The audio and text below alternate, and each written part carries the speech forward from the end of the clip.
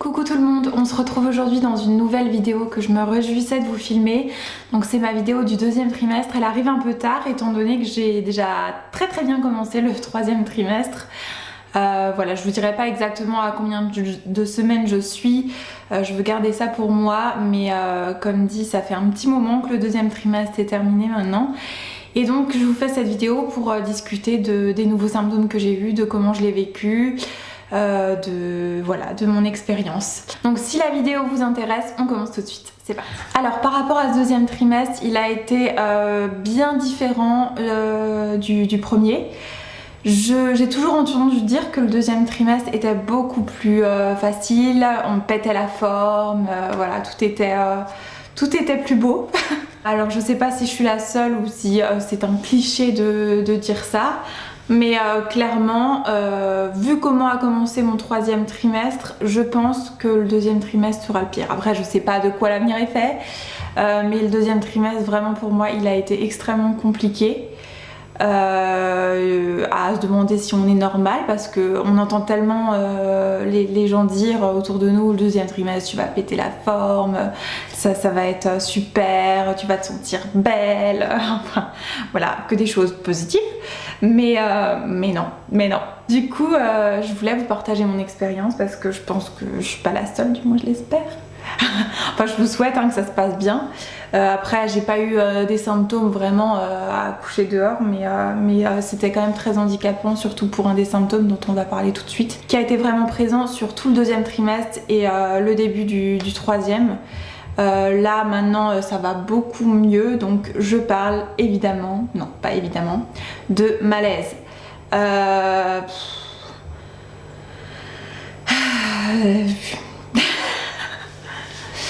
Les malaises, c'est alors c'était pas des malaises dus à ma tension, c'était pas des malaises dus à l'hypoglycémie ou à même une hyperglycémie. Alors au début j'en étais pas sûre, clairement je me disais il faut que tu te reposes plus, il faut que tu manges plus. En plus je prenais pas beaucoup de poids, encore maintenant c'est un peu ça commence enfin à venir, on va y revenir.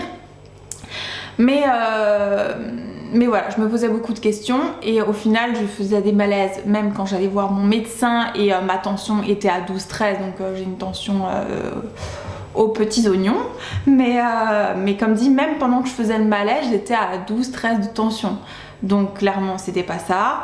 Je venais de manger très convenablement parce que je suis une grande mangeuse depuis toujours, et puis avec la grossesse, je vais pas dire que ça s'est empiré, j'ai toujours été stable. Par rapport à ça, je n'ai jamais eu de perte d'appétit, mais comme dit, les malaises survenaient vraiment sans prévenir, que je sois fatiguée ou non. Alors évidemment ça aide pas quand on est fatigué, mais que je sois en forme ou pas, que j'ai mangé ou pas, que j'ai une bonne tension ou pas, je fais des malaises sans prévenir. Et le plus handicapant en fait c'était, je sais pas pourquoi je regarde mon frigo depuis avant.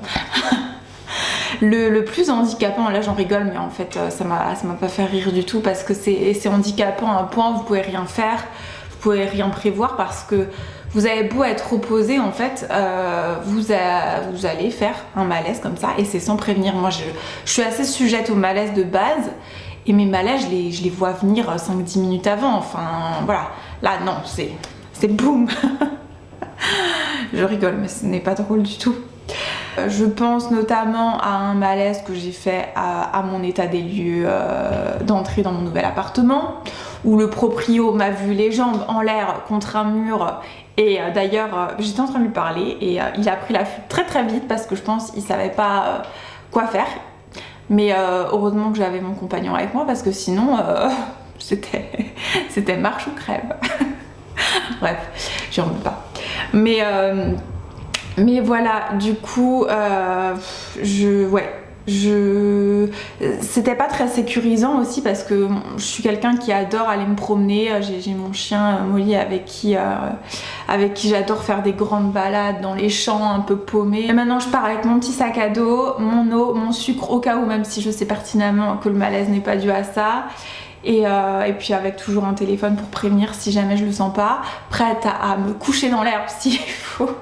Mais non, vraiment c'est super handicapant parce qu'on peut rien prévoir, c'est dangereux, voilà. Ça a duré vraiment sur tout le deuxième trimestre, ça a continué sur le début du troisième et ça s'est enfin calmé. Là, je dirais que je suis à un malaise toutes les semaines, alors qu'avant c'était parfois 3-4 malaises dans la journée. J'ai fait ma petite baby shower à mon deuxième trimestre. J'angoissais énormément par rapport à ça. Je me suis dit ça va gâcher la fête, je vais me retrouver dans la piole à surélever mes jambes. Et encore, je crois que pour les femmes enceintes c'est pas une bonne idée de surélever les jambes. Ça dépend vraiment, mais il me semble que c'est pas une si bonne idée. Bon, moi je l'ai fait et au final ça m'a aidé. Mais comme dit, j'avais peur de ça, je me suis dit ça va gâcher la fête et au final c'est une journée, enfin c'était sur 2 jours, ça s'est super bien passé. Encore a dû dire non, évite ce jour-là s'il te plaît. Mais voilà, quoi qu'il en soit, là j'en rigole, mais clairement c'est handicapant, ça fait peur et surtout ça se prévoit pas du tout. On a beau faire toute la prévention qu'on veut avant, les heures qui précèdent. Eh ben, j'en discutais du coup avec mon gynéco et mon médecin traitant qui me disait du coup que c'était pas dû à la tension, que c'était pas dû à mon alimentation et qui me disait qu'en fait qu'étant donné que je prenais pas beaucoup de poids, même si le bébé grandit bien.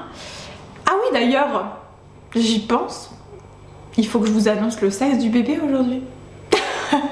J'avais complètement oublié, bah voilà. Et du coup... j'y pensais plus du tout. Et du coup, qu'est-ce que je disais? Ouais, comme quoi en fait, mes malaises étaient dus au fait que le bébé appuie sur la veine cave, si je me trompe pas, et que je sois en position, parce que normalement c'est surtout quand on est en position allongée, couché sur le dos, que les malaises peuvent se produire. Moi ça m'arrivait que je sois debout, que je sois assise, je faisais un malaise assise, ça m'est jamais arrivé, que je sois debout, peu importe en fait, couchée, je me sentais mal. Et en fait le bébé appuie sur la veine cave et du coup ça vous provoque des soucis de circulation. Mais voilà, du coup, donc en gros on peut rien y faire à part subir gentiment. Autre symptôme, la fatigue. Alors j'étais fatiguée surtout pendant 3 semaines, 1 mois à cause du Covid que je me suis chopée à mon 2e mois de grossesse, si je me trompe pas, quelque chose comme ça. Ouais, 2e mois. Mais sinon au 1er trimestre j'étais pas plus fatiguée que ça. En plus je travaillais encore, voilà.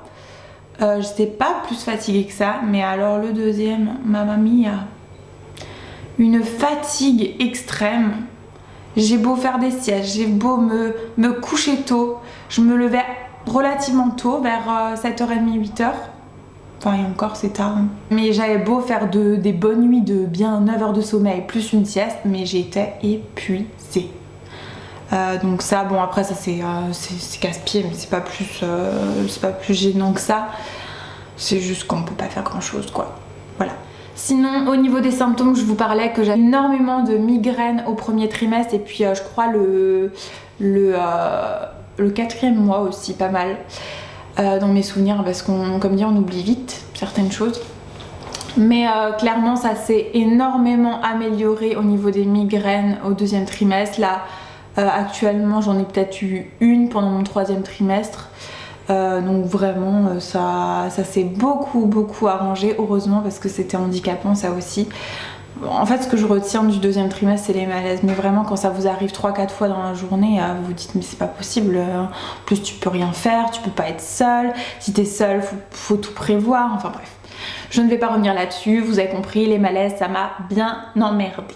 Voilà. Après au niveau des pipis aussi, ça va beaucoup mieux, je pense que ça va reprendre à la fin de la grossesse, mais bon ça on en reparlera du coup le moment venu, mais ça va beaucoup mieux donc je suis contente.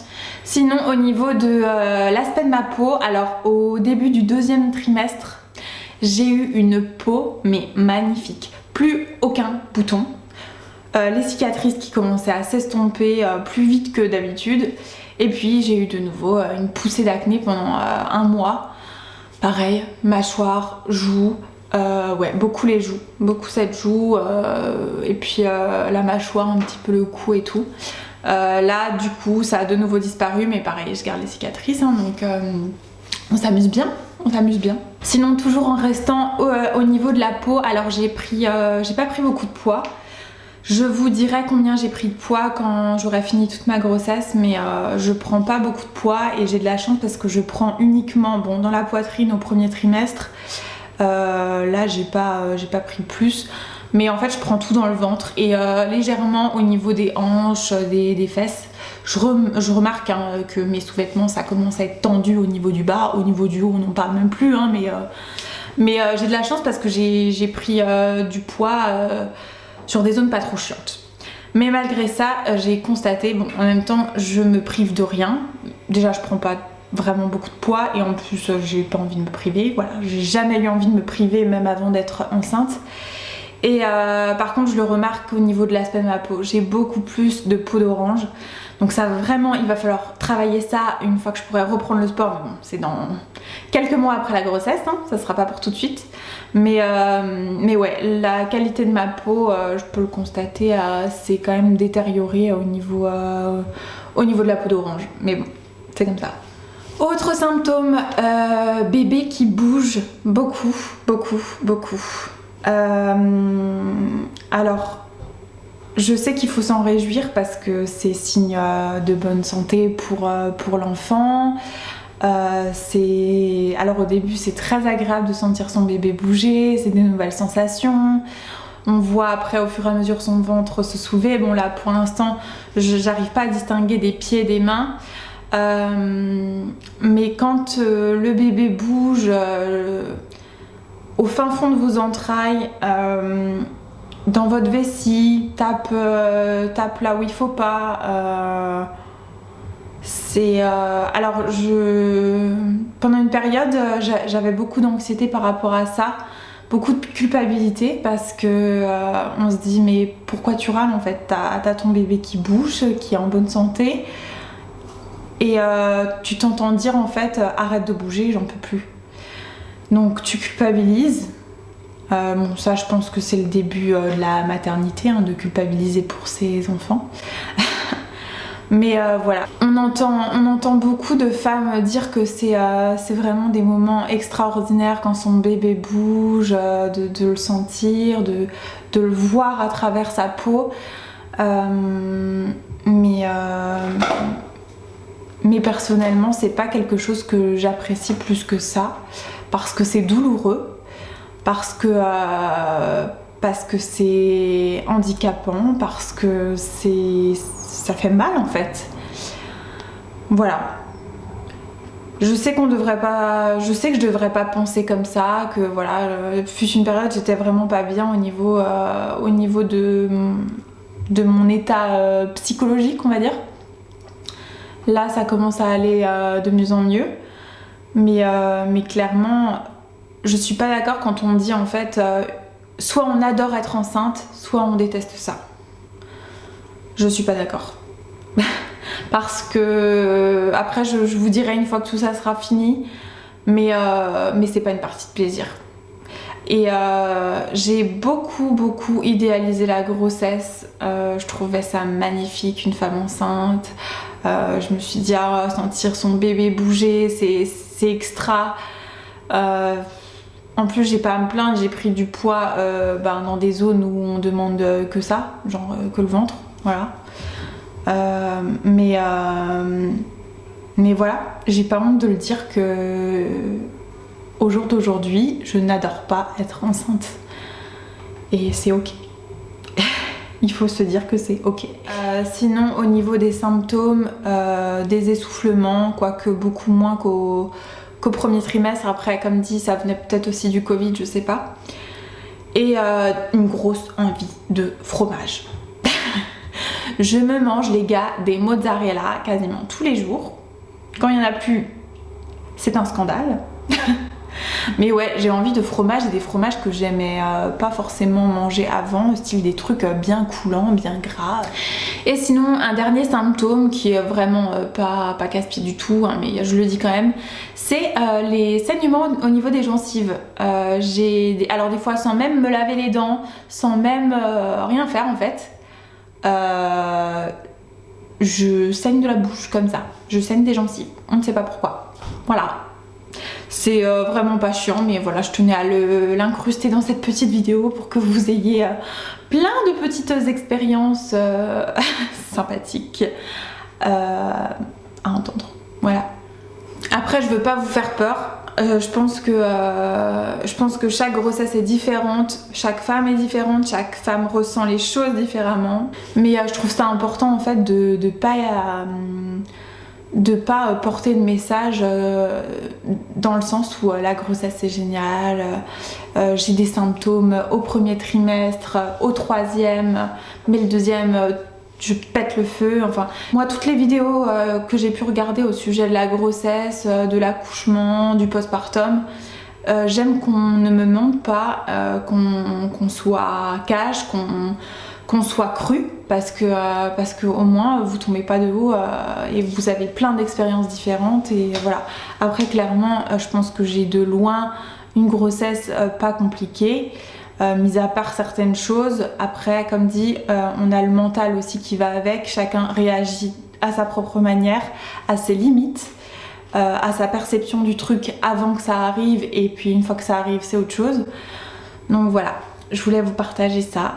Donc il n'y a pas que du positif, de loin pas pour ce deuxième trimestre, mais voilà. J'ai de plus en plus hâte de rencontrer bébé. Et du coup maintenant on va passer au moment que vous attendez peut-être pour beaucoup. Je vais vous dire du coup s'il s'agit d'un petit garçon ou d'une petite fille. Voilà, je pense que vous êtes tous un petit peu curieux hein, parce que c'est la chose qu'on me demande H24 quand je dis que je suis enceinte. Alors du coup, pour répondre à cette question que tout le monde doit se poser, avec mon chéri, on attend une petite fille, voilà. Donc on est trop contents. Moi, j'aurais mis ma main à couper, mais depuis les premiers jours, j'aurais mis ma main à couper que c'était un petit garçon. Mais j'en étais sûre, je sais pas pourquoi. Je ne sais pas pourquoi.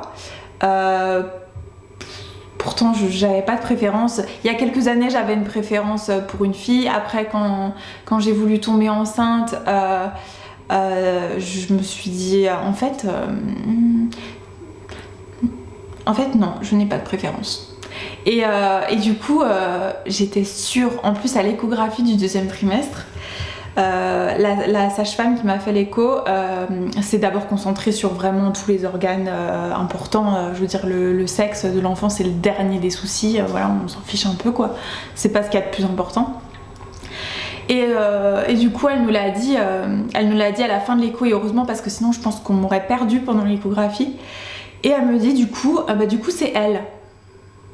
Et en fait moi pendant l'écho je regardais chaque zone pour voir si le bébé avait bien ses reins, avait bien ci, avait bien ça, et j'étais persuadée d'avoir vu 2 petites bourses, enfin tout l'attirail quoi. Et quand elle m'a dit ah bah du coup c'est elle, on m'a perdu pour la fin de l'écho parce que mais c'est pas possible, elle me mentait. J'étais tellement persuadée, j'avais vu dans l'écho que c'était un garçon. mais non, mais comme quoi, voilà, je sais pas pourquoi j'ai pensé ça. Moi qui se soit planté et qu'on s'en rende compte à la naissance ou à la 3e écho, je ne sais pas. Mais en tout cas, on m'a annoncé que c'était une petite fille, voilà. Donc voilà, on est trop contents. La chambre est prête, on a encore acheté les dernières, la poussette là récemment. Et voilà, on est prêt, on a trop hâte de la rencontrer. J'ai hâte qu'elle sorte, voilà, je le dis. J'ai hâte qu'elle sorte. Et ça se trouve ça va me manquer tout ça hein, mais j'ai hâte qu'elle sorte. Et voilà, en tout cas je vous partagerai du coup sur Instagram quelques petites photos de la baby shower. Et c'est marrant parce que on a fait découvrir à nos amis en fait avec un canon à confetti, rose ou bleu du coup. Et on n'arrivait pas à faire marcher le truc, et du coup sur les photos, parce que j'avais une photographe super avec moi ce jour-là qui est une de mes meilleures amies, si tu passes par là je te fais des gros bisous. Et en fait c'est marrant parce que c'est comme si je découvrais, moi et mon mec on découvrait le sexe en même temps que les autres, alors que pas du tout. Mais c'est très joli, elle a pris des photos sublimes et tout que je vous partagerai du coup pour certaines sur Insta. Je vais m'arrêter là pour cette vidéo du deuxième trimestre. J'espère que vous allez bien de votre côté. Si vous êtes enceinte, n'hésitez pas à commenter aussi pour partager vos symptômes, vos douleurs, vos désespoirs, vos désillusions, vos moments de bonheur, hein, parce qu'il y en a, hein, faut pas l'oublier. Et voilà, je vous fais des gros bisous et je vous dis à très bientôt pour une nouvelle vidéo.